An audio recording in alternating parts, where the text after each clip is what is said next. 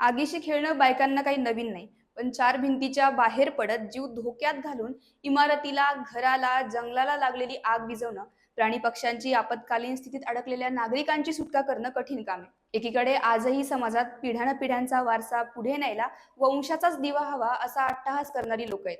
तर दुसरीकडे पुरुषांची मक्तेदारी असलेल्या अग्निशमन दलाच्या इतिहासात आपल्या वडिलांचा आणि आजोबांचा वारसा चालवत एक तरुणी पहिली महिला फायर फायटर बनली आहे. मेघना महेंद्र सपकाळ या तरुणीने हे कठीण काम करण्याचं धाडस स्वीकारले. पुणे महानगरपालिका पीएमसी अग्निशमन दलात महिला उमेदवारांना संधी देण्यात आली होती.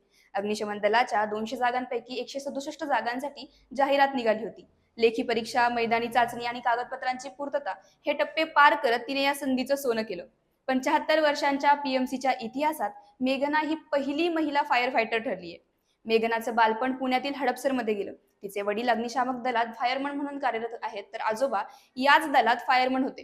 त्यामुळे आगीचा कॉल आल्यानंतर होणारी धावपळ तिने जवळून पाहिली आहे. मेघनाचे प्राथमिक शिक्षण सदाशिव पेठेतील नूतन मराठी शाळेत झाले. यानंतर 11वी-12वी तिने एसएनडीटी कॉलेजमधून पूर्ण केली आणि आबासाहेब गरवारे महाविद्यालयातून बीकॉमचं शिक्षण पूर्ण केलं. अग्निशामक दलात सहभागी होण्यासाठी महाराष्ट्र अग्निशामक सेवा संचालनालयाचा 6 महिन्याचा ट्रेनिंग प्रोग्राम पूर्ण करावा लागतो. तो तिने पूर्ण केला.